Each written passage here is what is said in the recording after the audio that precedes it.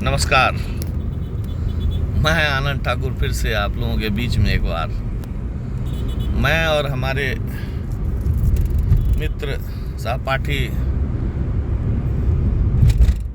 विक्रम चौधरी जी, हम लोग एक छोटी सी यात्रा पे हैं अभी। तो हम लोगों आपस में डिस्कशन चल रहा था कि मतलब गौशाला एक सेंसिटिव मुद्दा है कि गौशाला पे अचानक से जिस तरह लोगों का झुकाव हुआ है, या कि कह सकते हैं कि जिस तरह से गौशाला को भी अचानक इलेक्शन से पहले हाईलाइट किया गया है, क्योंकि गौशाला हर तरह से एक विषय है, चर्चा का आप समझ लीजिए, या सोचने का आप समझ लीजिए, या अध्ययन का समझ लीजिए, क्योंकि पूरे ज़िले में एक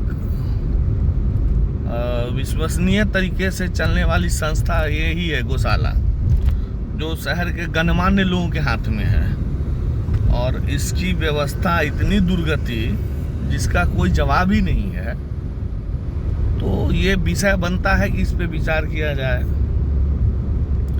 उसके बाद डिस्ट्रिक्ट हेडक्वार्टर है ये, तो सांसद का भी दायित्व बनता है, विधायक का भी दायित्व बनता है, नगर आयुक्त का भी दायित्व बनता है, एसडीओ, डीएम, कलेक्टर सब यहीं बैठते हैं। और उसके बीच में एक सामाजिक संस्था जिसका दिनहीन स्थिति और ऐसी स्थिति जिसका जवाब नहीं है, मालूम सबको है लेकिन कर कोई नहीं रहा है। तो कहीं ना कहीं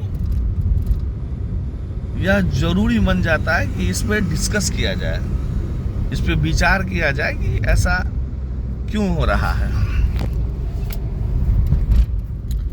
थोड़ा सा गाड़ी चल रहा है तो यातायात नियम का भी ख्याल रखना पड़ता है कि यातायात नियम आप अपने लिए ख्याल नहीं रखिए, मतलब यातायात के लिए ख्याल नहीं रखिए, अपनी सुरक्षा के लिए तो जरूर रखिए। तो लोग मुद्दे पे आते हैं। एक विषय वस्तु ऐसा है कि इस पे एक डिबेट होनी चाहिए। और क्योंकि विक्रम चौधरी उर्फ विक्की जी गौशाला के पड़ोसी हैं, इनका निवास स्थली गौशाला ही है, तो लाजमी हो जाता है कि जब ये हमारे साथ हों, और अभी का जो प्रकरण है तुरंत वाला प्रकरण, तो उसमें कहीं ना कहीं डिस्कशन का एक मुद्दा बन जाता है कि इनसे बात किया जाए कि ये क्या हो रहा है, ये हलचल क्या है। ऐसा तो नहीं है कि नगर विधायक संजय सरावगी को टारगेट करने के लिए ब्लास्ट किया गया है।